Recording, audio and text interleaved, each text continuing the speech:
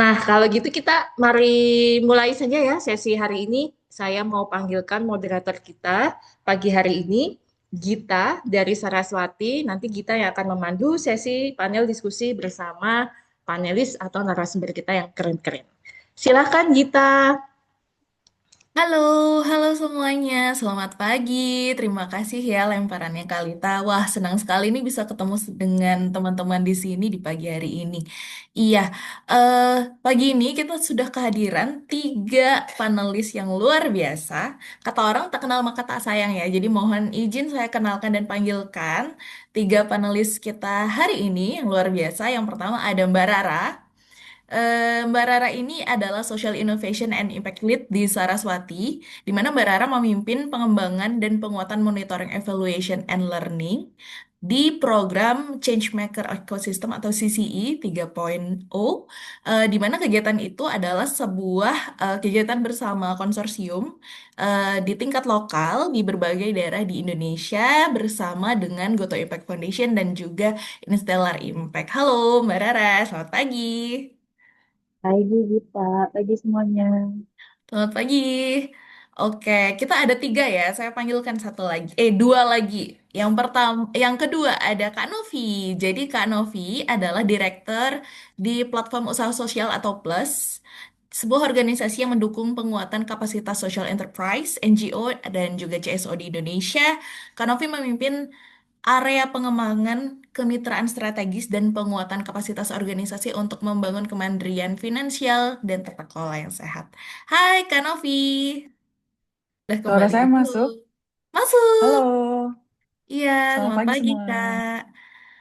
Yes, kita panggilkan yang ketiga, ada Mbak Anggi. Jadi Mbak Anggi ini adalah Getsi Partnership Manager di Kinetic Hub yang aktif mendorong pembangunan yang inklusif, khususnya dalam mendukung usaha hijau yang dipimpin oleh perempuan dan juga disabilitas. Halo Kak Anggi, Halo, selamat pagi. selamat pagi. Senang sekali bisa ketemu lagi Mbak Anggi dan Iya, juga teman-teman sama-sama. Kinetic Hub. Sepertinya lagi rame nih Kak Anggi ya. Masih pagi, Mbak. Sebentar lagi ramenya. Iya, sebentar lagi akan ramai sama seperti audiens dari Laksmi Talks hari ini. Bentar lagi makin lama makin rame. Oke, kita mungkin akan banyak ngobrol di sini bareng teman-teman panelis kita hari ini. Mungkin akan saya awali dengan satu pertanyaan untuk teman-teman ya. Untuk teman-teman yang hadir hari ini, silahkan kalau ada pertanyaan nanti langsung di drop di kolom chat atau kita ada satu sesi yang bisa raise hand nanti di akhir sesi ngobrol kita hari ini, jadi bisa banget untuk disiapkan dan disimak ya. Oke, jadi kepada Kak Novi, Mbak Rara, dan juga Mbak Anggi, jadi melihat kembali pengalaman kakak-kakak ya di organisasi masing-masing, kira-kira apa sih pembelajaran terpenting yang sudah didapatkan dalam mendukung wirausaha sosial di Indonesia? Ini menarik banget sih. Mungkin aku ingin mengundang Kak Novi dulu deh untuk berbagi pembelajaran terpenting yang Kak Novi punya gitu selama ini. Silakan. Iya, halo semua. Salam kenal ya. Mungkin kalau yang belum kenal, aku Novi dari Director dari Plus. Jadi ini eh, apa namanya? Jadi yang pertama tuh paling susah kayaknya. Jawab pertanyaan yang berat di pagi-pagi ini. Tapi sedikit kenalan atau sedikit sharing konteks ya. Aku em, atau kami di Plus itu em, mungkin ini sudah mau masuk tahun ke-10 gitu dalam dalam proses mendukung dan bekerja sama dengan social enterprise di Indonesia. Jadi pertanyaan tadi itu cukup em, bikin aku mikir dan merefleksi ke 9 tahun terakhir. Dan mungkin kalau boleh apa ya, boleh aku share yang paling learning paling utama itu ada dua. Yang pertama itu em, ternyata fokus em, em, apa ya dukungan yang paling mungkin impactful itu perlu ke individu atau foundersnya dulu gitu. Jadi ini juga mungkin based on apa ya kesalahan atau learning curve dari kami di Plus dari awal.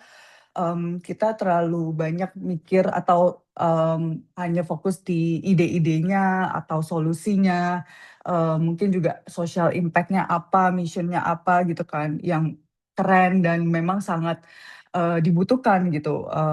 Tapi pada akhirnya banyak yang kami lihat karena satu dan lain hal itu tidak lanjut atau shifting gitu ya, sehingga aku sampai pada kesimpulan founders yang memang punya grit dan resilience itu penting gitu, atau membangun atau memberikan support gitu ya kepada founders yang memang punya that drive pada saat even nggak ada dana atau nggak ada support yang mungkin datang, itulah yang aku lihat bertahan dan bahkan thriving sampai sekarang. Nah itu pertama, jadi fokus dulu gitu, supporting the founders, kayak mungkin bikin support system to that person, bahkan misalnya isu atau produk dan solusinya itu berubah, ya sebenarnya itu nggak apa-apa, it's part of the journey, bisa jadi.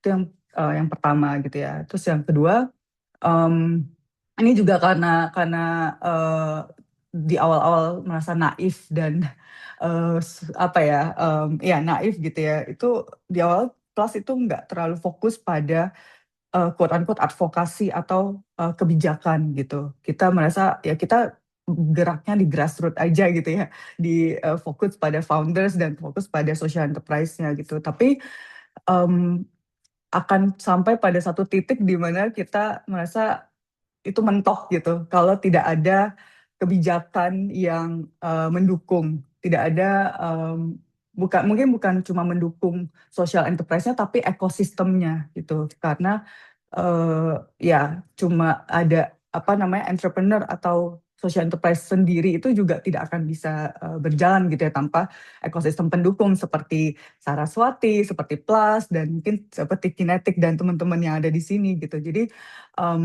dan pada akhirnya kita juga mungkin di Plus juga sendiri merasa ya banyak sekali hambatan-hambatan yang muncul karena policy atau kebijakan itu mungkin belum ada atau belum clear, atau bahkan mendiscourage orang-orang untuk membuat atau menjalankan social impact gitu. Ini mungkin poin terakhir sebelum Kak Dina dan Mbak Anggi ya. Karena ini juga saya lihat gitu ya, teman-teman social enterprise itu punya beban ganda gitu ya.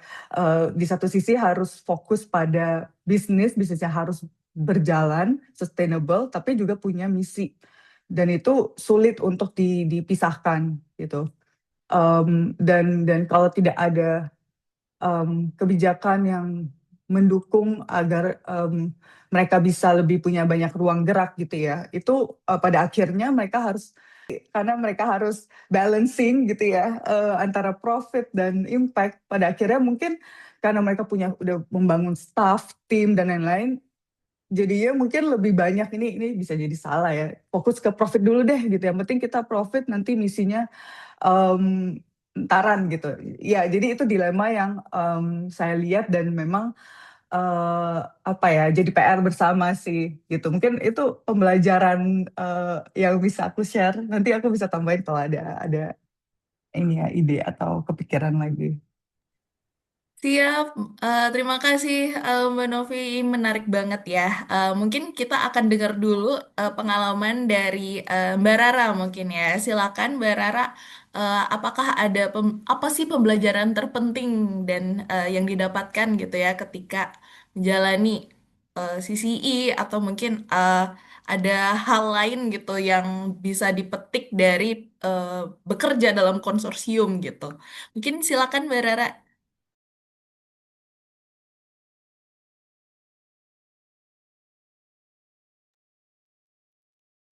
Mbak Rara sepertinya ini ya masih ada gangguan koneksi juga. Kalau gitu saya undang. Suara aku masuk dan jelas Oh, nggak ya? Ini sudah eh, sudah masuk. Silahkan sudah. dilanjutkan. Kayak di mana-mana koneksi lagi ini ya, Oke, aku tadinya mikir aku nge-recap, tapi malah jadi yang kedua, nggak apa-apa. Iya, kalau dari aku sih sebenarnya kalau Saraswati sendiri kan memang semenjak tahun lalu ya, sebenarnya itu memang punya growing interest untuk bisa kemudian mendukung social innovations dan uh, memperkuat gitu ekosistem yang ada. Dan beruntungnya kita memang di tahun ini kita barengan sama Plus, barengan sama Kinetic juga di sini sudah melakukan beberapa inisiatif bersama dan gathering learning dari situ. Jadi mungkin unlike Plus yang udah 10 tahun, kita malah baru nascent banget nih, baru banget dan perlu banyak belajar gitu. Cuman mungkin dari pengalaman selama ini dan terutama juga salah satu itu punya fokus terkait dengan women leadership dan inklusivitas ya. Nah, jadi kita nggak bisa melepas learning kita dari lensa itu juga sebenarnya. Nah, jadi yang pertama sebenarnya adalah bahwa ketika bicara soal social innovations, inovasi apapun itu ternyata kalau kita mau itu jadi sesuatu yang inklusif, itu needs to be intentional. Ini learning yang kita dapat banget sih dari kerja bareng Kinetic, dari kemarin juga mendampingi CCI gitu. Kenapa needs to be intentional? Karena memang ternyata to be inclusive itu perlu by design gitu. Dan juga perlu kesadaran akan kita nyebutnya kayak efficiency versus equity trade gitu. Jadi sebenarnya apa sih yang jadi objektif kita dan betul-betul kemudian berusaha mengalokasikan resources maupun network dan lain sebagainya ke arah sana. Nah, yang kedua tentunya tadi aku mau nyamber dari Mbak Novi sih. Eh, Ketika kita terutama mendampingi sisi itu, kita ternyata belajar eh, banyak sih soal ekosistem gitu dan bentuk-bentuk kolaborasi yang seperti konsorsium. Kita sadar bahwa di Indonesia tuh sebenarnya banyak sekali proyek atau kegiatan yang sangat mempromot bentuk-bentuk kolaborasi, tapi mungkin learningnya itu masih di tahap yang nascent gitu.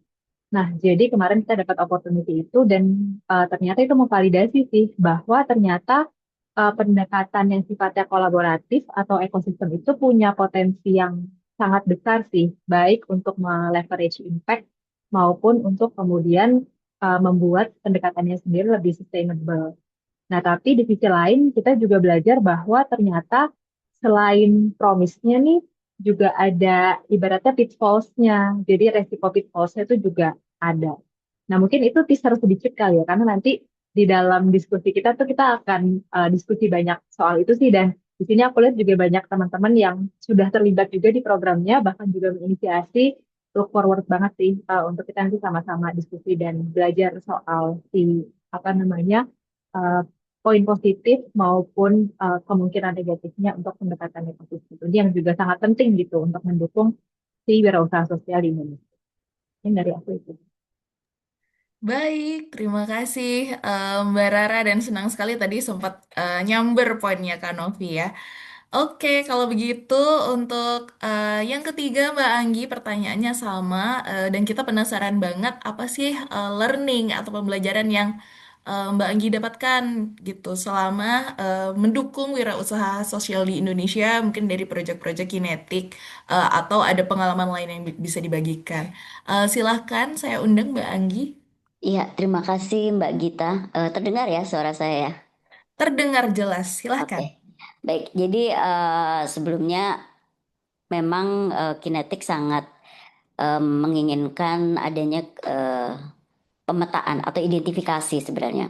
Identifikasi bagaimana peran-peran dalam hal ini eh, kelompok perempuan dan penyandang disabilitas itu ada dalam ekosistem bisnis, terutama kalau kita melihat memang sifat dari bisnis yang dijalankan oleh kelompok rentan ini kan kebanyakan pada akhirnya menjadi skala rumah atau industri rumah atau dia menjadi social entrepreneur gitu kan. Dan memang waktu itu dengan hipotesa bahwa sudah ada tetapi belum banyak atau memang ibaratnya itu di awal-awal itu ketika riset untuk grants ini memang itu seperti mencari jarum di tumpukan jerami gitu kan ya. Benar-benar ngelihatnya itu satu-satu memetakan jaringan, memetakan siapa. Karena memang selama ini kalau kita berbicara penyandang disabilitas khususnya kita tentunya berbicara tentang organisasi penyandang disabilitas. Namun demikian sifat bisnis dengan organisasi ini kan eh, berbeda gitu ya. Yang satu akan sangat mengedepankan profit, sementara yang lainnya akan bergerak kepada isu-isu yang memang menjadi concern dari organisasi tersebut. Meskipun demikian, tidak menutup kemungkinan bahwa ada overlapping antara organisasi maupun bisnis sociopreneur yang dilakukan oleh baik perempuan dan penyandang disabilitas maupun kelompok rentan lainnya.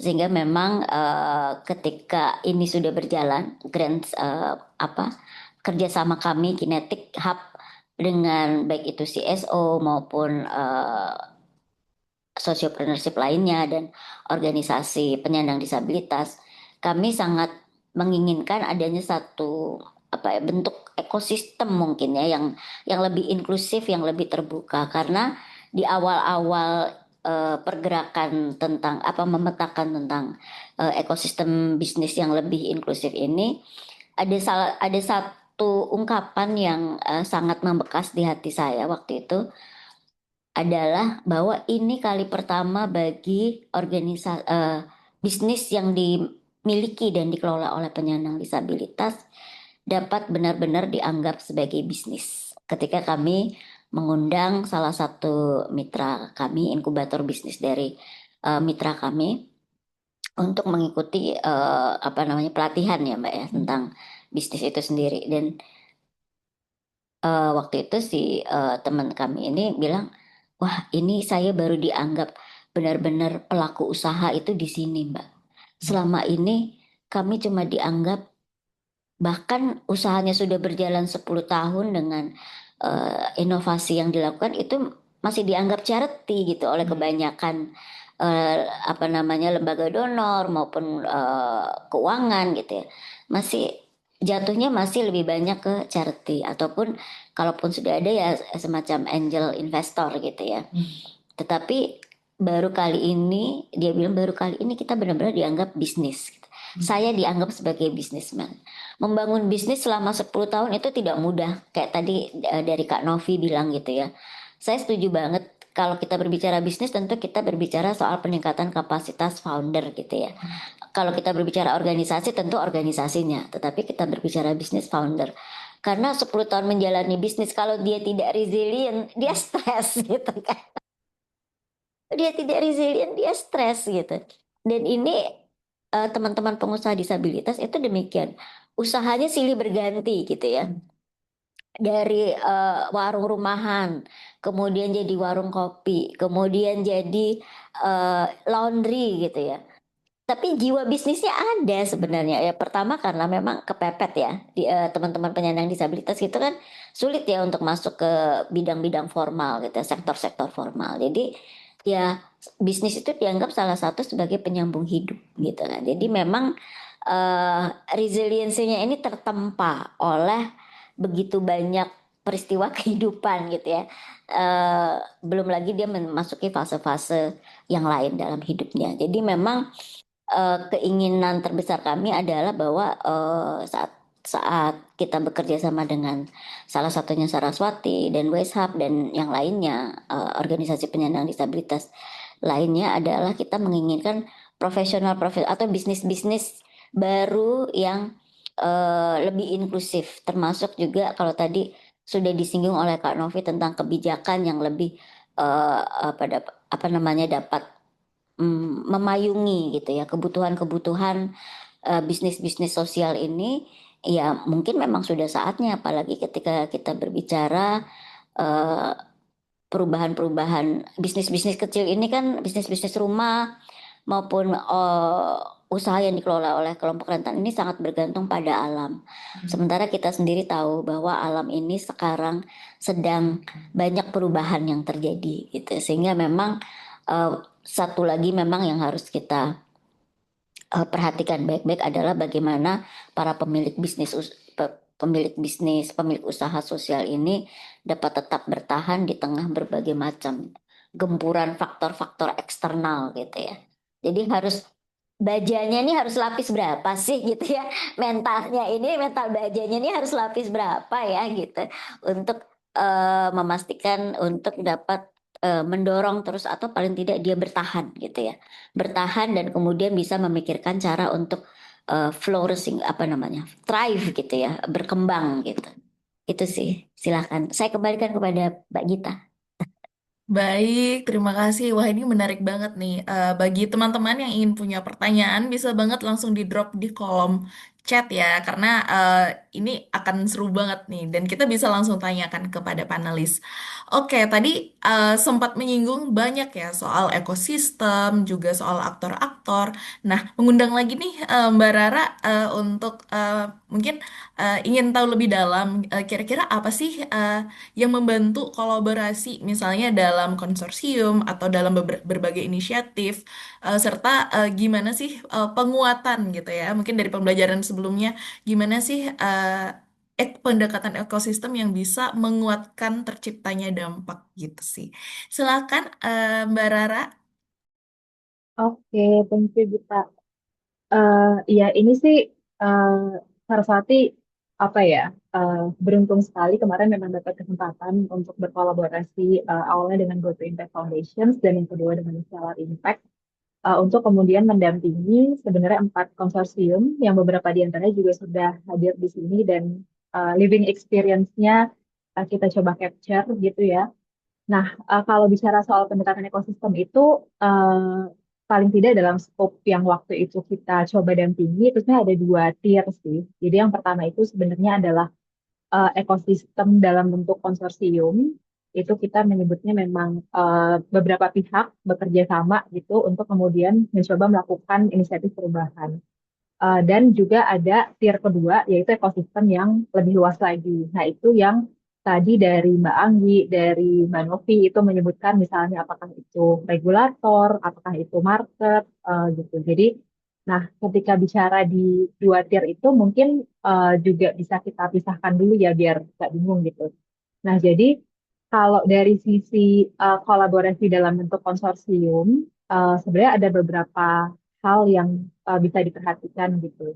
Kemarin itu memang secara kegiatan karena ini social innovation, evaluasi untuk progresnya itu kita track dari dua sisi. Sama kayak yang tadi Mbak Novi bilang ya bahwa kalau social enterprise kan harus dari sisi dampaknya itu tercapai atau enggak, kemudian juga dari sisi bisnis progresnya atau innovation bisnisnya itu sudah progressing atau belum gitu. Nah, jadi dari 2 sisi ini kemudian melihat pendekatan ekosistem yang ada dari konsorsiumnya, kita coba kemudian dan bentuk-bentuk kolaborasinya ya. Nah, kita mencoba kemudian menarik apa sih yang menyebabkan satu konsorsium itu mungkin bisa lebih progressing dibanding yang lain. Nah, eh, ketika kita mencoba melihat, sebenarnya ada hal-hal yang sangat menarik sih. Jadi pertama tuh awalnya polanya sangat acak gitu. Kita ngelihatnya, oh ini ada yang bilang harus komunikasinya informal banyaknya. Yang satu komunikasinya formal gitu. Apa nih yang bedain gitu? Ternyata komponen pertama yang sangat penting untuk kolaborasi yang sukses adalah adanya safe space gitu. Jadi mau itu bentuknya informal, mau itu bentuknya formal, safe space tuh mutlak untuk ada. Nah, dari safe space itu eh, sebenarnya apa sih yang mau kita tarik gitu ya?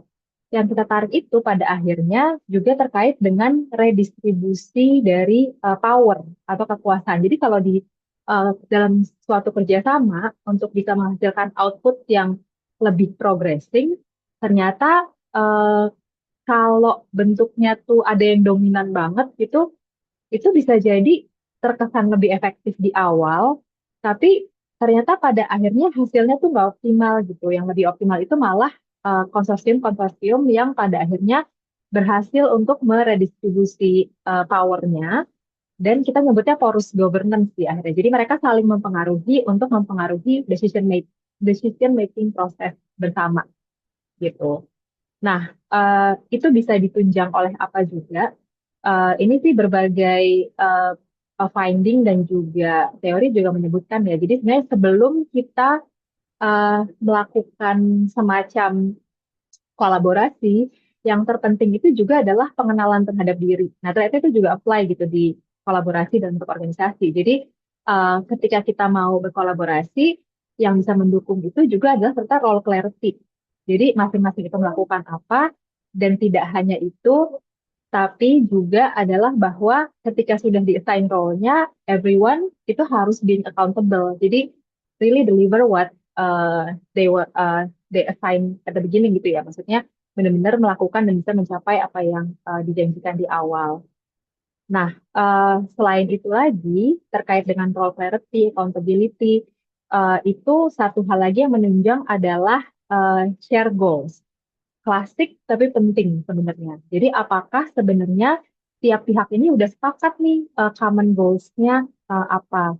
Nah, dari dua hal itu, role clarity, accountability, dan juga share goals, ternyata secara tools, uh, monitoring, evaluation, and learning practice, itu memang seharusnya tidak dilihat sebagai formalitas, tapi betul-betul dijadikan sebagai strategic tools gitu. Untuk benar-benar melihat apa sih sebenarnya yang sudah berhasil dicapai, apa yang belum, pivotnya seperti apa, gitu. Nah, kemudian yang menarik banget juga, ternyata kalau di learning kita, konsorsium-konsorsium yang lebih diverse, dan biasanya kan diverse on expertise ya. Nah, tapi ini not only diverse on expertise yang kita temukan, juga ada indikasi diverse in gender juga, itu berpengaruh juga ternyata untuk kemudian satu konsorsium itu bisa lebih progressing dibanding yang lain. Nah, kenapa sih bisa seperti itu? Nah, kita coba melihat apa sebenarnya yang dihasilkan dari hal-hal itu gitu ya. Nah, di sini ada framework yang diperkenalkan oleh Nesta, sebuah organisasi terkait social innovations di UK dan bersama dengan UNDP terkait dengan gap-gap yang bisa diaddress dengan kolaborasi gitu. Mereka nyebutnya collective intelligence.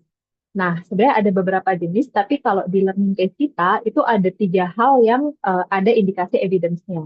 Pertama, kolaborasi yang efektif dalam konsorsium itu menghasilkan kita nyebutnya menutup decision making gap. Jadi yang tadi, mungkin decision making prosesnya seperti lebih lama gitu, tapi akhirnya decision yang diambil bisa jadi lebih baik kalau hal-hal yang tadi dijalankan. Nah, yang kedua adalah apa namanya implementation gap gitu. Ini contoh nyata banget. Jadi waktu itu ada satu konsorsium yang secara target itu belum terpenuhi.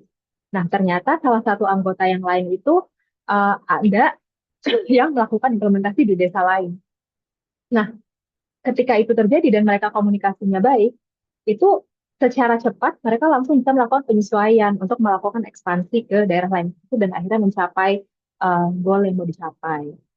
Dan yang ketiga yang juga menarik ternyata juga berpotensi untuk menutup diversity gap di mana di beberapa konsorsium itu berhasil untuk kemudian menginclude atau melibatkan kelompok-kelompok seperti kelompok perempuan yang tadinya di desa itu tidak banyak terlibat dengan kegiatan ekonomi gitu ya, kemudian jadi terlibat dalam kegiatan ekonomi.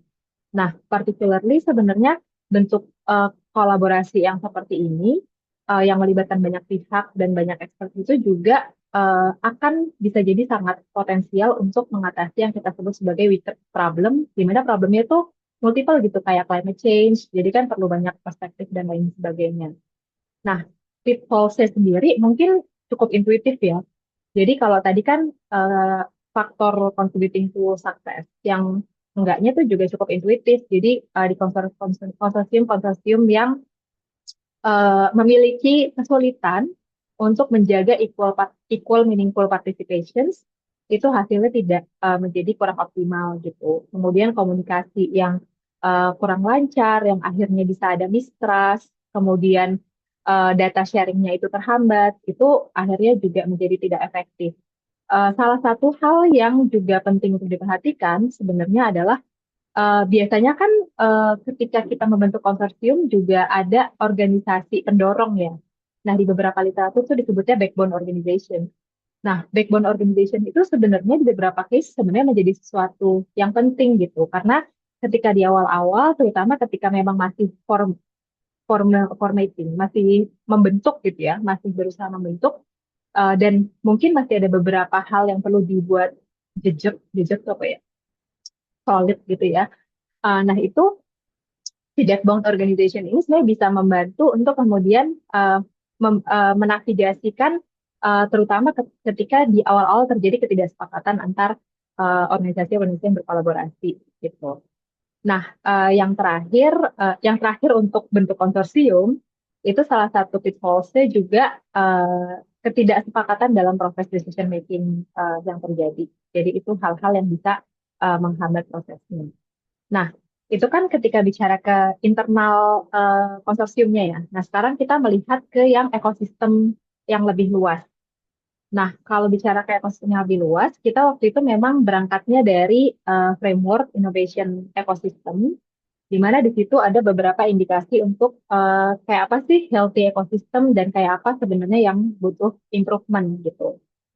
Nah, ternyata kondisi ekosistem tuh bisa sangat beda-beda ya.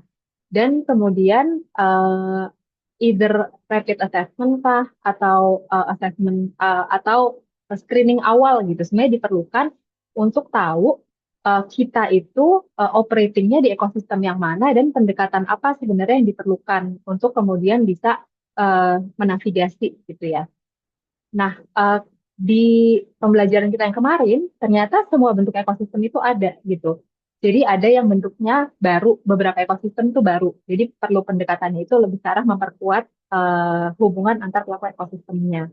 Kemudian ada juga yang ternyata fragmented atau disconnected. Jadi ekosistemnya itu sudah sangat penuh, tapi si aktor-aktor itu tidak percaya satu sama lain kerja masing-masing, jadi nggak nyambung gitu. Nah, dua ekosistem aja ini aja perlu pendekatan yang beda dan treatment yang approach yang tidak tepat itu ternyata bisa jadi menghambat progres dari capaian dampak maupun capaian inovasi usahanya gitu. Nah, yang menarik lagi kemarin dan ini terkait dengan poin yang aku sampaikan di awal, kenapa untuk menjadi inklusif mesti intentional? Ternyata waktu kita melihat si ekosistem ini, ada satu bentuk ekosistem lagi yang kita sebutnya lopsided. Lopsided itu adalah ekosistemnya udah ada, tapi lebih apa ya, timpang ke arah satu kelompok tertentu. Dan dalam case yang kita kemarin ternyata banyak timpangnya itu ke yang laki-laki gitu. Jadi eh, karena kita bicara pemberdayaan ekonomi, di mana pemberdayaan ekonomi itu memang kebanyakan yang sifatnya agriculture dan lain sebagainya itu banyak di laki-laki, maka progres untuk kelompok laki-laki di ekosistem yang timpang pada akhirnya menjadi lebih besar dibanding progres ekonomi yang dialami oleh kelompok perempuan. Kelompok perempuan itu cenderung lebih progresif di role-role yang tradisional, seperti misalnya kita bicara soal stunting gitu. Nah, jadi emang cukup menarik sekali sih sebenarnya. Nah, yang kedua juga selain ekosistem yang lebih luas, ternyata kemarin itu juga ada engagement dengan local champion dan local champion itu terbukti gitu untuk kemudian bisa mengakselerasi baik progress impact maupun inovasi bisnisnya. Tapi ternyata learningnya local champion itu tidak harus selalu seseorang yang powerful dan lain sebagainya, melainkan member-member komunitas yang motivated, passionate, dan ternyata kayak yang tadi kayaknya Mbak Novi bilang deh. Jadi bahkan sebelum ada pendanaan, sebelum ada apa, dia tuh udah bergerak duluan gitu. Nah, orang-orang kayak gitu yang ternyata lebih potensial untuk jadi local champion. Dan ketika local champion ini dilibatkan, sebenarnya ada banyak sekali kayak efeknya gitu. Jadi kita bisa unlocking local intelligence, kita bisa tahu hidden information soal resources yang bisa dipakai dan lain sebagainya, dan accelerating local commitment juga gitu. Nah, eh, apa namanya? Dari situ, dari si ekosistem eksternal ini, ternyata menghasilkan pendekatan ekosistem yang kuat, menghasilkan diversifikasi strategi keberlanjutan sebenarnya. Jadi ada beberapa hal yang dicapai oleh konsorsium kemarin.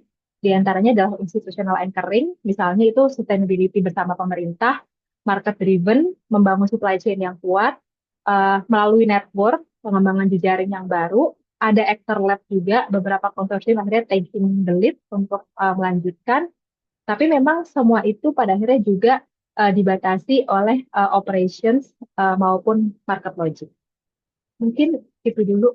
Wah, kemarin waktunya habis. Terima kasih. Terima kasih Mbak Rara, menarik banget sih. Dan ini sangat relevan ya dengan apa namanya kerja-kerja memang untuk mendukung usaha sosial yang lain. Dan aku mengundang Kak Novi untuk berbagi pengalamannya terkait dengan Iya. bagaimana sih atau apa elemen-elemen yang menjadikan misalnya NGO atau LSM itu lebih siap untuk bertransformasi jadi social enterprise. Ini menarik banget sih. Mungkin bisa Hmm. Mm-mm. bisa diceritakan sedikit. Silakan. Iya, tapi aku tadi mau appreciate sharingnya Mbak Rara sih, insightful banget dan apa meminjam kata nyamber.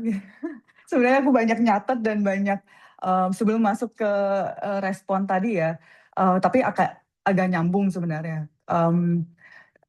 Aku merasa memang setiap kita approach sebuah program atau tadi misalnya bentuknya konsorsium gitu ya atau kolaborasi, penting banget itu kita sadar bahwa setiap orang punya value, belief system yang beda-beda gitu. Jadi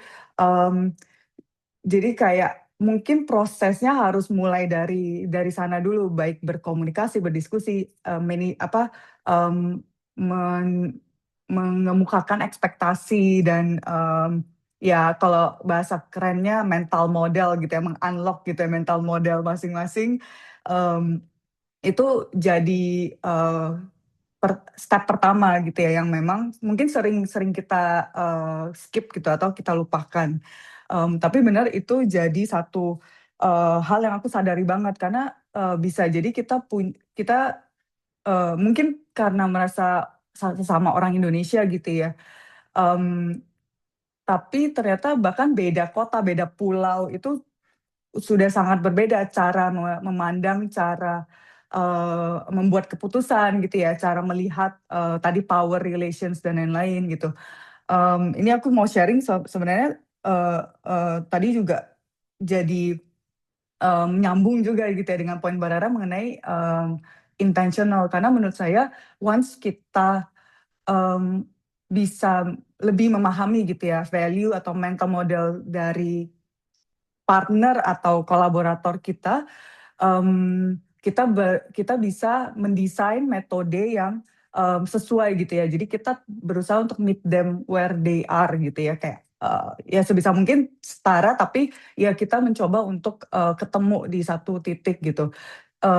Aku ingin share satu project yang sempat, kita lakukan dengan, petani garam di Amed, ini mungkin udah beberapa tahun tapi sangat ini ya, berkesan gitu.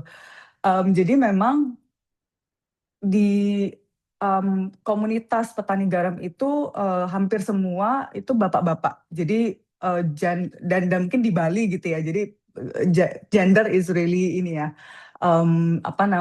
terlihat gitu, fungsi laki-laki ya bertani, mencari nafkah, tapi perempuan lebih ke urusan mungkin ini bisa jadi salah gitu ya, ibadah dan rumah gitu. Mmm, dan dari sana kita sebenarnya juga ingin, mencoba melihat gimana sih, teman-teman yang ada di sekitar bapak-bapak petani ini gitu ya, bisa juga menjadi, support system, tanpa kita harus paksain atau tanpa kita harus kayak bilang, "Ini pelatihan khusus untuk, perempuan bla bla," gitu. Yang kita lihat works itu adalah ternyata, mmm pada saat kita melakukan, quote unquote pendampingan atau pelatihan, instead of kita kumpulin, pengurus ini, in this case pengurus dari koperasi gitu ya, yang tadi aku mention bapak-bapak, instead of kita kumpulin mereka di satu ruangan ber-AC gitu ya, kita ke rumah mereka masing-masing gitu dan, adjust gitu dengan, kapan mereka, lagi lowong gitu. Dan di sana pada saat mereka ngobrol dengan kita itu ada istrinya, ada orang tua mereka gitu ya, ada anaknya gitu. Jadi it's become like sebuah proses pendampingan yang mungkin family gitu ya. Tapi ya yang pasti mungkin lebih banyak bisa sharing itu dari pengurusnya atau dari bapaknya. Tapi along the process gitu, pelan-pelan ternyata secara nggak sadar atau secara sadar tuh kita ngelihat at some point malah istrinya tuh yang bisa bantu jawab atau bisa ternyata mereka mendengarkan dan ternyata mereka punya pendapat gitu. Ternyata mereka selama ini memang paham gitu ya. Tapi ya karena memang apa ya, culture bisa dibilang atau itu sudah menjadi sebuah apa ya, kebiasaan atau perception gitu bahwa perempuan tidak boleh berpendapat dan lain-lain. Ya itu secara berkala mereka ternyata dengan adanya metode yang sesuai itu akan lebih terbuka gitu untuk sharing, dan itu jadi menurut aku sebuah pembelajaran yang cukup menampar sih. Jadi dan itu ingin kita coba replikasi, sesuaikan di setiap hal yang kita lakukan gitu. Itu mungkin satu yang aku ingin tanggapin gitu ya. Tapi tadi untuk pertanyaan mengenai mendukung NGO, CSO gitu ya, yang memang bergerak ke dunia bisnis. Nah ini sebenarnya juga apa namanya, berkaitan juga dengan mindset atau dari ya mental model atau apa ya mindset lah ya. Kita melihat sebenarnya teman-teman NGO CSO itu udah lama berproses di bisnis gitu. Karena kalau kita coba cari referensi atau cari apa ya contoh-contoh LSM, sebenarnya banyak yang memang apa ya sudah menjadikan elemen bisnis itu jadi aspek cara mereka untuk lebih sustainable gitu ya, untuk menutup operasional mereka pada saat donor datang silih berganti dan mungkin short term gitu. Nah tapi memang kita melihat trennya sekarang jauh lebih banyak gitu ya, at least di networknya kami di Plus. Sekarang kalau ngobrol dengan NGO, CSO itu hampir semua gitu sedang berpikir atau sudah mulai mengembangkan bisnis, dan itu memang bisa jadi karena urgensi gitu ya. Ya mungkin teman-teman juga mendengar di berita dari sisi apa namanya donor funding yang semakin berkurang, atau skema funding yang berubah gitu yang lebih ke investment atau dan sebagainya gitu. Jadi memang teman-teman NGO CSO itu jadi in a way dipaksa untuk mendiversifikasi sumber pendanaan mereka, dan somehow memang yang paling mungkin entry point yang paling gampang adalah bisnis gitu ya. Tapi memang apa yang khususnya mungkin untuk teman-teman NGO CSO yang bergerak di isu-isu yang lebih apa ya, yang lebih ke social justice, yang lebih ke human rights atau anti korupsi gitu ya. Itu kan agak sulit ya untuk membuat bisnis yang mungkin totally different dan mungkin bisa memberikan resiko-resiko membawa resiko reputasi dan lain-lain gitu. Sehingga natural progression-nya adalah di menjual apapun ya aset gitu ya, atau apapun yang mereka kerjakan selama di non-profit itu, mengemas itu dan memarketing itu jadi sebuah produk atau jasa yang kemudian menawarkan itu ke customer gitu ya, atau audience yang mungkin lebih luas gitu. Itu kita lihat banyak dan memang works, tapi memang pada apa ya, bisa jadi balik lagi ke skill dari para tim yang business development-nya gitu ya, atau marketingnya ya, menjual training tentang anti korupsi gimana sih, kan itu nggak semuanya butuh dan nggak semuanya tahu gitu ya. Jadi memang perlu skill atau perlu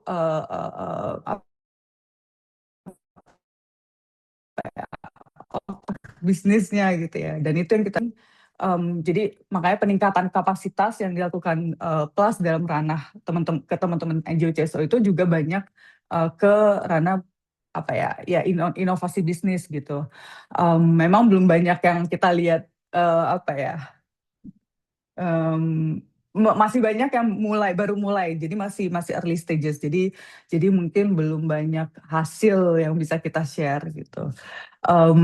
Itu sih Kak Gita dari aku. Jadi ya seru banget teman-teman CSO sekarang udah mulai masuk gitu ya ke dunia bisnis, tapi tantangannya juga lumayan besar. Baik, terima kasih Kak Novi. Ini menarik banget sih. Nanti teman-teman yang ingin bertanya ke Kak Novi bisa sekali ya untuk raise hand atau tulis di kolom chat. Ini udah mulai rame nih Kak kolom chatnya ya. Oke, sebelum kita masuk ke Q&A, ini mungkin pertanyaan terakhir ke Mbak Anggi ya. Ini banyak sekali yang apa ya inisiatif yang mempromosikan inklusivitas. Tapi kalau dari pengalamannya Mbak Anggi sendiri, inklusivitas itu seperti apa sih sebenarnya yang berhasil gitu. Mungkin bisa eh, sedikit untuk dijelaskan. Ya, terima kasih untuk pertanyaannya. Saya pikir selama hampir 15 tahun ya saya ada di dunia inklusivitas gitu ya. Mungkin kalau bagi saya ini menjadi satu nilai gitu loh, bahwa bukan lagi ini satu prinsip, tapi ini menjadi apa namanya values. Bahwa ketika kita berbicara inklusi itu adalah kita berbicara bagaimana pertama seperti yang saya pinjam istilah dari Mbak Rara, di situ ada safe space gitu ya. Bahwa setiap orang itu yang ada di dalam suatu bentuk kerjasama apapun dapat mengungkapkan pikirannya, ide-idenya tanpa ada perasaan takut, terintimidasi atau kompetisi yang berlebihan gitu ya. Saya selalu percaya kompetisi itu bagus, ambisi itu bagus, tetapi yang harus diingat adalah ya tadi seperti kata yang mungkin di sini kita semua sepakati adalah harus ada shared goals, common goals bersama. Yang semuanya itu untuk membawa kepada satu tujuan memajukan usaha misalnya atau memastikan bahwa kegiatan-kegiatan atau proyek-proyek yang dilakukan dapat berjalan dengan baik. Bukan whatever it takes tapi what it takes to do it gitu kan. Kalau whatever kan segalanya kita jalani, tapi kita memastikan bahwa ada hal-hal yang perlu kita jalani bersama. Jadi memang kalau kita berbicara inklusivitas kebanyakan memang apalagi untuk teman-teman dari kelompok rentan ya penyandang disabilitas yang memang masih banyak membangun untuk self esteemnya itu kita memang harus banyak mompa dalam saya pinjam istilah memompa adalah untuk memastikan mereka benar-benar punya kepercayaan diri untuk berpendapat.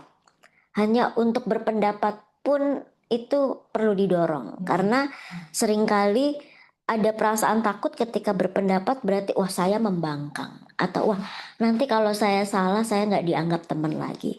Sense of belongingnya itu masih sangat rendah gitu kan. Untuk teman-teman yang mungkin baru memulai bekerja atau mungkin baru sedang memulai usaha barunya gitu. Jadi memang kalau kita berbicara inklusivitas itu ada values yang kita harus pahami bahwa ada safe space yang harus diterapkan, dipastikan, diberlakukan. Dan juga yang kedua adalah bagaimana memastikan bahwa kebebasan berekspresi itu memang ada gitu. Dan itu it's okay, nggak apa-apa. Kalau memang sedang gundah gulana gitu ya, aduh bahasanya. Kalau sedang gundah gulana ya apa namanya tentu perlu ada penjelasan penyebabnya apa, kemudian apakah itu akan mengganggu kinerjanya apa namanya rekan sekerjanya yang lain atau tidak gitu. Tetapi memang self esteem itu bahwa teman-teman dari kelompok rentan ini memang kalau memang kita rangkul ya benar-benar kita rangkul gitu. Ada kesetaraan di situ, ada pemahaman bahwa kita yang teman-teman yang sudah lebih dahulu mempunyai akses terhadap bagaimana cara meregulasi emosi, bagaimana pengetahuan literasi ekonomi, bagaimana apa namanya berinteraksi dengan orang-orang dalam lingkup kerja, ini memang ya kita memposisikan diri sebagai rekan, mentor, dan juga teman gitu ya. Kalau rekan kan memang rekan kerja, mentor itu memang ya memang ini bagian dari apa namanya bagaimana membimbing atau bersama-sama menjalani proses ini. Karena itu tadi yang saya sendiri pelajari bersama dengan kolaborasi baik itu dengan grantis-grantis dari Kinetic Hub adalah dari awal kita percaya bahwa harus ada safe space yang memang kita terapkan kepada grantis kita untuk secara terbuka untuk apa namanya menyampaikan usulan pendapat. Dan kalaupun ada sesuatu hal yang harus apa namanya diperjelas kepada saya atau kepada tim Getsi Kinetic Hub, kita sangat terbuka untuk diskusi gitu. Jadi tidak ada rasa takut mungkin itu ya.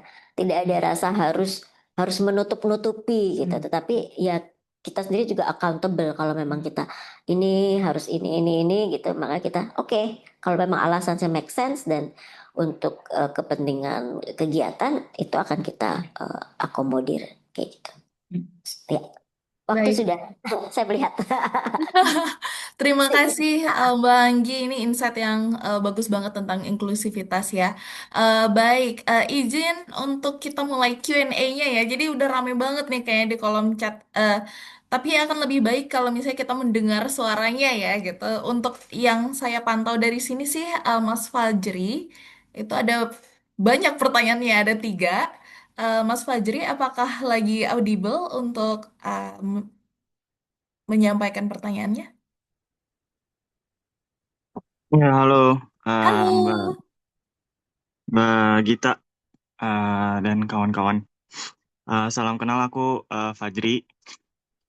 Dulu sebenarnya aku apa namanya membersamai Catalyst Changemaker Ecosystem ya, karena aku dulu bekerja di Goto Impact Foundation gitu ya. Jadi aku melihat langsung teman-teman dari konsorsium pembentukannya seperti apa dan kemudian sedikit membersamai sampai akhirnya berpindah tangan ke Instellar.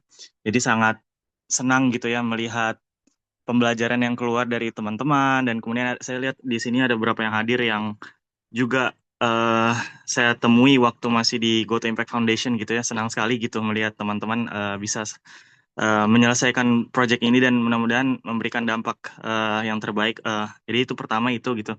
Dan lalu kemudian pembelajaran dari yang disampaikan Mbak Rara, yang kebetulan saya juga kemarin sempat ngobrol banyak gitu ya sama Mbak Rara dan sangat apa namanya selalu appreciate gitu pandangan dan insights dari Mbak Rara yang selalu dalam menurut saya. Saya paling pertanyaannya ini sih lebih ke arah ini kalau nggak cukup waktu nggak usah dijawab semua sih. Tapi yang pertama tentang metodologinya sih Mbak Rara. Betul ya apa ya metodologinya itu seperti apa karena insight-insightnya sepertinya banyak apa namanya ada pengaruh-pengaruh apa ada apa ya kayak hubungan kausalitas yang saya lihat gitu. Jadi misalnya kayak tadi ada dispersion of power itu apa berpengaruh terhadap tata kelola kolaborasi gitu, efektivitas tata kelola kolaborasi ataupun diversity dari konsorsium itu juga berpengaruh. Nah itu aku cuman penasaran apakah benar gitu ini kita bisa establish causality di sini atau ini lebih ke arah kayak melihat ada indikasi bahwa ada hubungan. Intinya saya pengen penasaran metodologinya itu kayak gimana kemarin ya sampai dapat insight ini gitu. Kemudian yang kedua itu ya menarik sekali ya bahwa memang shared goals dan kejelasan peran di awal itu penting. Tetapi saya juga penasaran kalau ada pembelajaran tentang conflict resolution karena aku lihat ya konsorsium itu kayaknya udah tahu secara ideal kita harus punya shared goals, kita harus bikin team charter di awal sebagainya. Tapi ya itu semua bisa dibuang semua gitu ketika misalnya udah ada yang konflik. Nah itu apakah ada pembelajaran tentang conflict resolution kemarin ketika di CCI gitu ya? Bagaimana konsorsium yang sukses itu bisa menyelesaikan masalah konfliknya dan apa yang akhirnya dilakukan. Terus apa yang bisa kita pelajari dari konsorsium yang mungkin gagal kalau ada ya? Saya juga belum tahu kalau ada itu sih dua. Terus ini nggak usah dijawab semua kalau nggak ada waktu. Yang ketiga itu tadi menarik banget dengar ekosistem yang berbeda-beda ya. Nah itu pengen tahu sih sebenarnya. Tadi saya dengar ada lopsided lah apa itu menarik banget tuh baru pertama kali dengar. Itu ada insight nggak ya bahwa misalnya ini satu ekosistem misalnya yang lopsided itu lebih less efektif daripada yang apa gitu. Itu ada nggak ya insight seperti itu atau memang ini sebenarnya cuma preferensi aja? Bahwa oh ya tipe ekosistem tuh beda-beda sama seperti bagaimana ya manusia berbeda-beda dan tim itu beda-beda kayak gitu-gitu atau memang sebenarnya ini berkaitan sama kesuksesan dari ekosistem tersebut itu sih terlalu banyak pertanyaan kalau nggak ada waktu boleh dijawab seperlunya aja. Makasih banyak dan senang sekali lagi melihat teman-teman semua di sini. Terima kasih Mas Fajri. Iya, oh iya, saya lupa menginformasikan di awal bahwa kita ada dokumen pembelajarannya. Jadi nanti untuk teman-teman setelah dari sini kalau penasaran nih gimana untuk lengkapnya ya pembelajaran kita di CCI bisa banget mengunjungi website Saraswati karena kita sudah ada pembelajarannya. Oke, iya benar cukup banyak ya Masnya. Jadi mungkin kita akan pilih kita akan pilih yang terakhir ya. Ini sambil sambil mengundang sahabat kita dari Instellar, Mas Rizky, mungkin ini juga menarik banget sih, dan bisa dijawab oleh Mbak Rara atau Mas Rizky juga sih ini. Dari pembelajaran teman-teman, seperti apa tipe ekosistemnya? Jadi sudah ada di kolom chat nomor 3. Mau memanggil dulu Mas Rizky, apakah audible ya hari ini? Ya, halo Mbak Gita. Halo, Mas Rizky ingin dapat tanggapannya untuk pertanyaan dari Mas Fajri yang nomor 3. Silahkan. Boleh diulangin pertanyaannya, Mbak Gita? Boleh. Dari pembelajaran teman-teman, seperti apa sih tipe sepertinya ada tipe ekosistem yang berbeda-beda. Apakah perbedaan ini lebih ke arah perbedaan preferensi atau style atau ada tipe ekosistem yang lebih efektif dari yang lain? Ini menarik banget Oke. sih dan silahkan saya berikan kesempatannya. Em, in practice sih variabelnya dan faktornya tuh banyak banget gitu sih. Jadi sesimpel kita kita kerja kolaborasi proyek di Jakarta sama di daerah aja itu udah kelihatan ya approach-nya bedanya itu kayak gimana gitu. Nah, kalau kemarin dari learnings CCI kita, kan ada 4 daerah ya, ada di Magelang, Malang, terus ada di Belitung, terus sama ada di Lombok Tengah gitu. Nah, makanya di awal itu kita cukup lama proses observasi observasi dan risetnya. Jadi benar-benar ngedatengin berbagai macam stakeholder, understanding culture dan value-nya di sana kayak gimana, terus gimana working dynamics-nya. Karena di 4 eh, banyak banget sebenarnya pembelajarannya. Salah satunya yang paling clear ya, di 4 daerah ini itu nggak semua apa ya tingkat intervensi atau tingkat buy-in dari government-nya sama masyarakatnya itu beda-beda. Ada yang kayak salah satunya yang cukup bagus di Belitung gitu. Nah, di Belitung itu emang karena mereka secara historical dulu kan bergantung banget sama travel gitu ya, sama tourism. Terus sejak post COVID dan post COVID, sektor itu tuh nurun banget dan jarang banget tuh ada program-program yang emang masuk gitu di sana. Dan ketika kita bawa konsorsium bawa inovasi dan emang berhubungan dengan ekonomik juga, mereka sangat welcome, mereka sangat menyambut baik gitu inovasinya. Yang mana sebenarnya ya mereka punya tujuan inovasi ini bisa terus berkelanjutan dan meningkatkan banyak potensi dari Belitung itu gitu. Jadi seluruh lapisan stakeholder dari government, masyarakat itu benar-benar menyambut baik gitu. Aku nggak mention daerah-daerah mana yang tidak menyambut baik itu, tapi di situ kita jadi tahu gitu sebenarnya kenapa sih mereka apakah ada tadi yang kalau case-nya Belitung kan apakah ada historical context yang menyebabkan mereka itu sangat welcome gitu selain mungkin dari culture dan adat istiadat. Jadi itu sih kalau misalkan ditanya apakah ada tipe ekosistem berbeda-beda, yes pasti kita nggak bisa menggunakan satu approach untuk seluruh daerah, pasti kita harus ada initial assessment dulu di awal, dan dari situ ya kita harus impromptu aja gitu ya, dynamics approach apa yang perlu kita adjust. Mungkin itu Mbak Gita. Terima kasih Mas Rizky, semoga menjawab ya Mas Fajri. Kita bisa banyak diskusi dari sini nih. Oke, karena banyak antrian ya di chatbox, saya mengundang kakak-kakak yang di chatbox untuk mungkin menyampaikan pertanyaannya secara langsung. Ada ini yang banyak dari ini ada yang terbaru ya. Eh, halo dari Kak Shanis. Benarkah saya mengucapkannya Kak Halo Shanis? Kak Gita, selamat siang dari Bali semua buat teman-teman yang ada di sini. Saya ada pertanyaan sebenarnya buat Kak Novi. Kami juga social enterprise Kak. Kami baru 6 tahun, kami berkecimpung di bidang konsultan perikanan. Kami juga atas inisiasi dari Yayasan Masyarakat dan Perikanan Indonesia.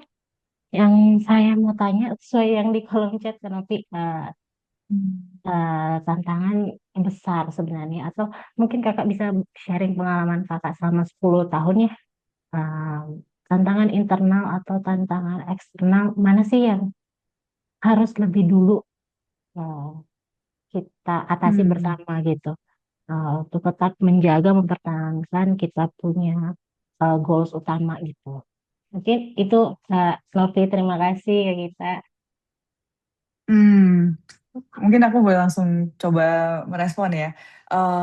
Kak Sianis, berarti sorry, tadi geraknya dari yayasan ya? Social Benar, benar, enterprise-nya itu benar Kak masih Novi, benar, under yayasan. Berarti di case benar ini ya, yang tadi saya share, ada banyak NGO yang ya, mulai ya, transisi. benar Oke, ya. ini juga mungkin akan menjawab pertanyaan Kak Lucia juga, karena mirip kayaknya pertanyaannya ya, tantangan terbesar untuk unit Ya, bisnis.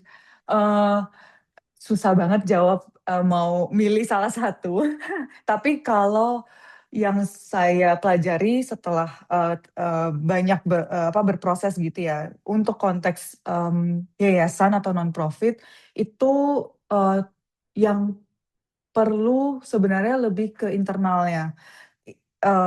Karena dan kenapa ini lebih spesifik ke non-profit, karena nature dan karakteristiknya beda sekali kalau saya lihat gitu. Teman-teman yang mungkin, gerak atau jadi tim gitu ya, yang di sebuah, NGO CSO pasti, balik ke values lagi gitu ya, balik ke, cara melihat sebuah masalah dan hal itu pasti, jiwa-jiwa aktivisnya itu sangat tinggi gitu ya.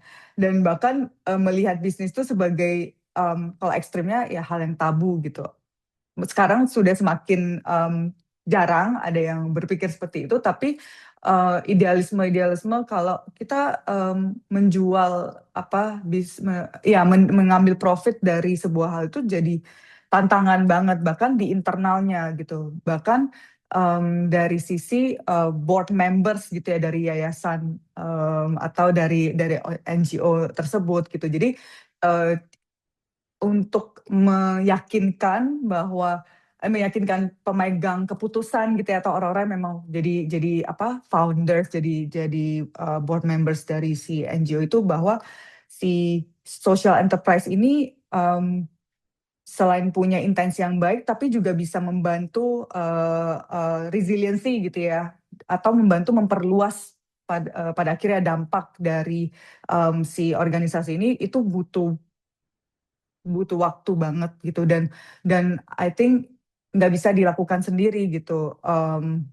Perlu mungkin berdiskusi dengan orang legal, perlu berdiskusi dengan orang yang sudah menjalankan social enterprise gitu ya, perlu ngobrol dengan yang di spektrum yang ujung gitu ya. Sebenarnya apa sih, trade off-nya gitu, apa sih yang, ya risiko-risikonya kalau misalnya ternyata, kita menjalankan si bisnis ini. Jadi, banyak memang pertimbangan atau hal-hal yang perlu dilakukan internally. Jadi aku merasa sebelum itu selesai, bisnis atau social enterprise itu akan sulit gitu untuk berkembang gitu, kalau internally atau bahkan dari sisi mindset dari, eee eee, apa ya, orang-orang di dalam timnya itu belum convince gitu, belum benar-benar buy in gitu sih. Itu mungkin tanggapan dari aku, Kak Shanice dan juga Kak Lucia ya.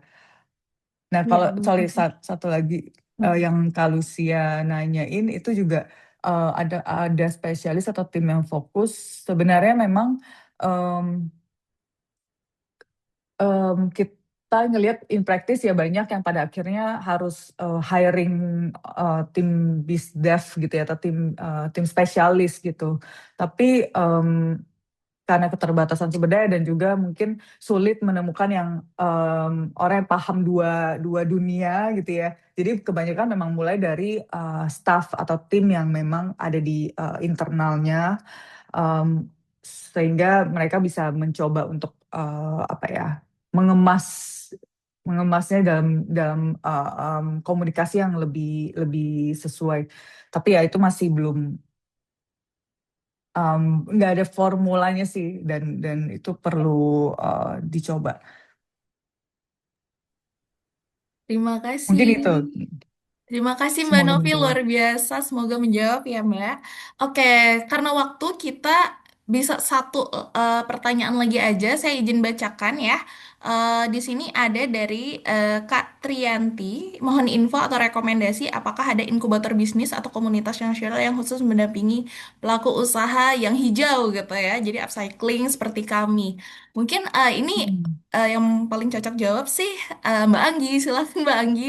Mungkin ada jejaring atau secara pengalamannya, silakan. Iya, terima kasih. Jadi memang sejauh dalam pengalamannya Kinetik ini, kita ada satu rekan kita yaitu Weshub ya, yang bisa membantu mungkin bagaimana apa namanya, bentuk bisnis. Karena dari periode kita bersama ada beberapa bisnis yang adalah inkubasi dari Weshub, itu juga bentuknya upcycling. Oh ya, mungkin sedikit saja Mbak, ini tentang yang NGO tadi ya. Sejauh pengalaman saya ini bersama-sama dengan NGO yang sudah memiliki beberapa unit usaha dalam apa namanya, bisnisnya. Jadi memang NGO ini agak unik ya, atau mungkin CSO mungkin tepatnya ya, kalau yang ini pengalaman saya.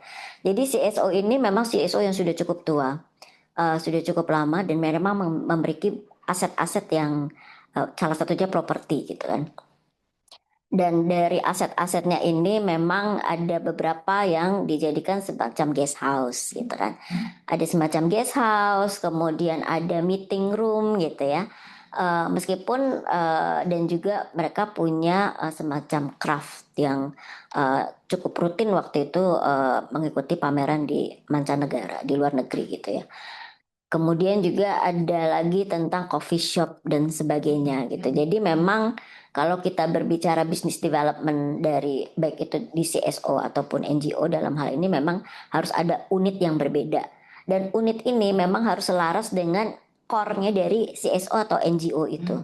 Karena tidak mungkin, karena dalam perjalanan waktu terkadang unit bisnis akan merasa kontribusinya atau partisipasinya lebih besar daripada yayasan atau core dari organisasi tersebut. Ini sering banget saya temui dalam pengalaman saya membersamai para CSO, teman-teman CSO dan NGO yang memiliki unit-unit usaha. Jadi memang apalagi ketika unit usahanya itu menjadi lebih besar dari yang semula diperkirakan. Nah, inilah terjadinya harus ada manajemen ulang kembali gitu ya. Bagaimana untuk memastikan bahwa visi dan misi dari organisasi, yayasan maupun unit usaha ini dapat berjalan selaras dengan perkembangan bisnis yang dilakoni gitu. Jadi memang butuh kerjasama dan butuh pemetaan ulang terus-menerus, monitoring dan evaluasi mungkin itu ya. Bagaimana bisnis dan non-profitnya ini dapat bersama-sama berjalan searah. Karena ketika ini berhasil, maka sebenarnya programnya akan lebih sustain gitu. Donor itu hanya pemasukan sampingan istilahnya gitu kan. Donor itu pemasukan sampingan gitu yang akan membantu untuk membuka pilot mungkin. Tapi how to sustain the programs itu adalah dari unit-unit usaha. Jadi memang keseimbangan antara bisnis profit dan sociopreneurship profit dan social sectors itu benar-benar harus diperhatikan. Apakah kita mau yang 60% profit atau 60% sosial? Karena sulit untuk mencapai 50-50. Pada prakteknya susah sekali gitu kan. Ini berapa tahun ya saya? 4 tahun lah itu ya kita berbicara business development dalam CSO dan juga em, profit social sector itu sendiri. Jadi mungkin itu Kak Lucia, Kak Titin yang bisa saya sampaikan. Maaf memakan waktu sedikit. Terima kasih Mbak Anggi, luar biasa dan semoga teman-teman terjawab ya. Nanti jika ada pertanyaan lagi bisa banget untuk dikirim ke kami dan nanti kami akan coba untuk akomodir pertanyaan dan sambungin ke speakers untuk jawabannya. Karena waktu ya dari tadi sudah dicolek-colek selalu ya, jadi kita foto bareng sebelum kita sudahi. Terima kasih banyak Kak Novi, Mbak Rara, Mbak Anggi dan teman-teman semua.